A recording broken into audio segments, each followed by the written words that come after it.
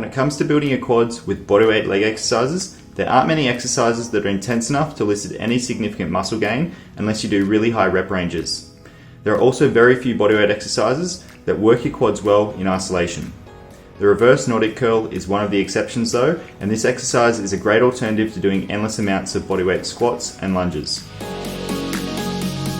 Reverse Nordic curls will not only help you build your thighs, they'll also help you gain flexibility and strengthen your quads by working them through their maximum range of motion, which is what makes this exercise far more functional than machine exercises like leg extensions. Tight plus weak quads and hip flexors are a chronic problem for most people, and this exercise will both stretch and strengthen these muscles at the same time. In fact, there's growing evidence that the reverse Nordic can also help prevent quad tears.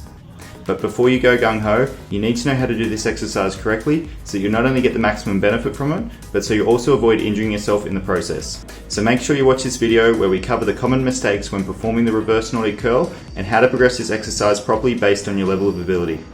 Also stick around to the end of this video to discover some flexibility and mobility hacks to really accelerate your progress and troubleshoot your way around some pain points that you'll likely encounter as your body adapts to this exercise. Now let's get into it. Before talking about how to build your reverse Nordics, it's first essential to look at the different variations you can perform with this movement. A closer kneeling stance reverse Nordic works your quads slightly differently to a wide kneeling stance reverse Nordic. The narrower stance will have more overall leverage than the wider stance version. However, the wider stance will allow you to get more depth because the hips can drop between the lower legs in this variation.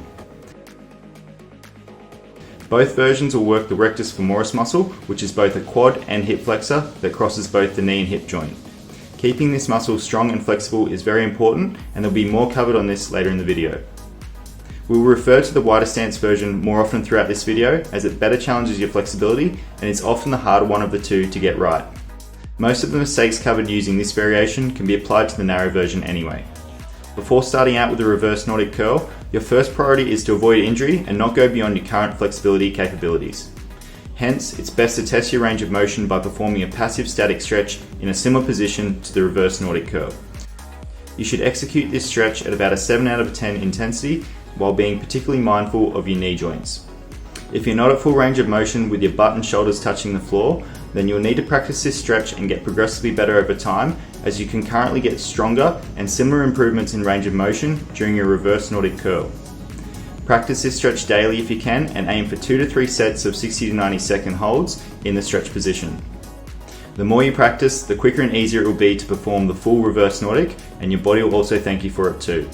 Now that we've established your current range of motion and the amount of work you need to do, let's look at the common mistakes when performing the reverse Nordics and how you can rectify them. Arching back during the reverse Nordic curl reduces the range of motion and puts unwarranted pressure on your lumbar spine. Throwing your head back also accentuates this.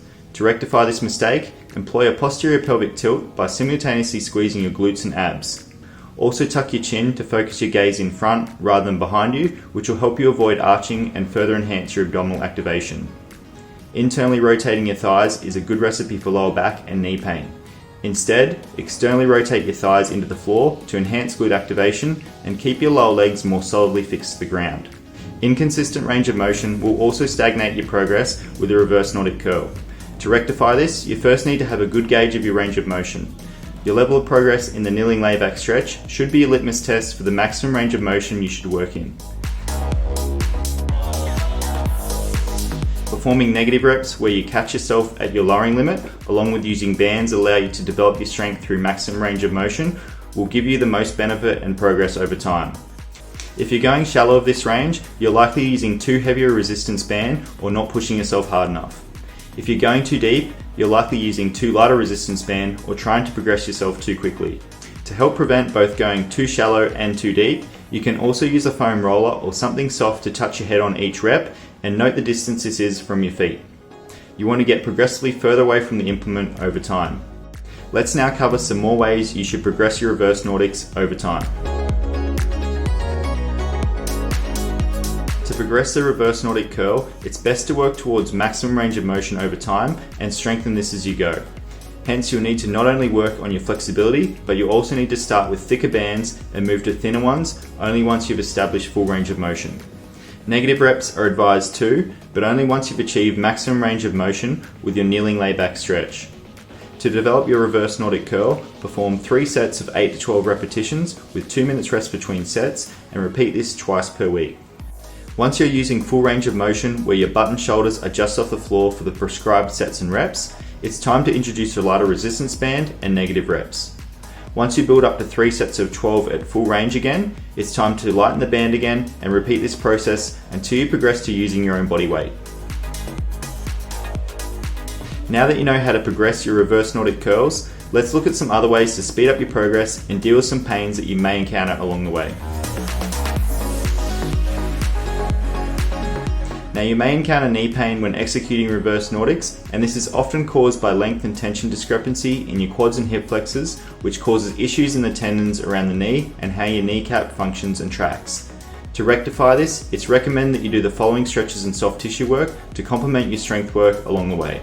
As mentioned earlier, the kneeling layback stretch is a foundational stretch for the reverse Nordic because it most closely mimics the actual movement and range of motion that you'll be working in. It's great for your quads and preparing your joints for the demands of the exercise.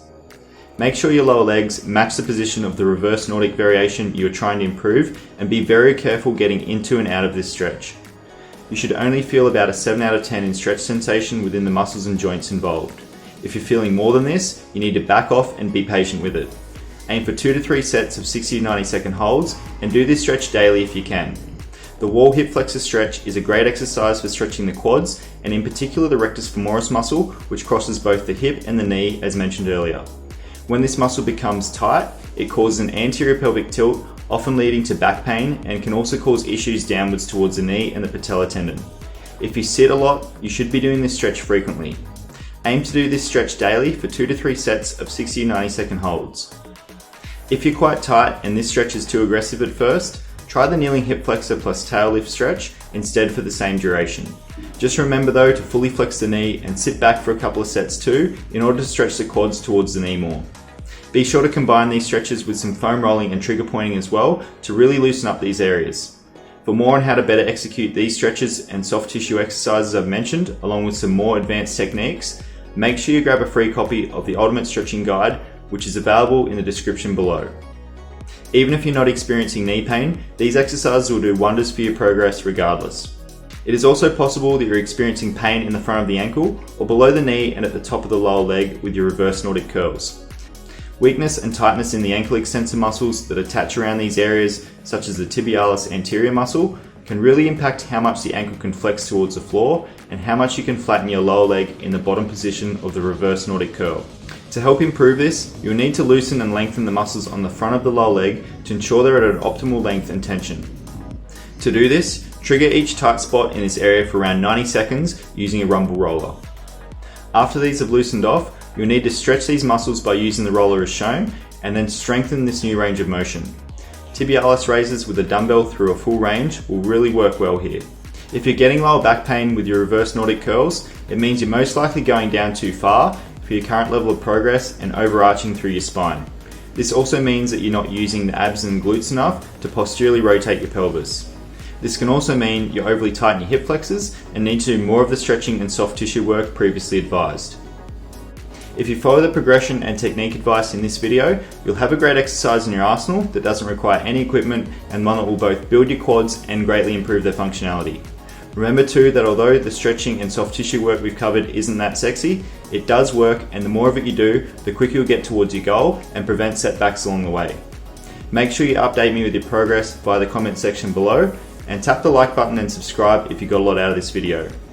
Remember to read the description too, and don't miss out on any of our bonus information including training programs, nutrition plans, and other great resources. Thanks, and see you next time.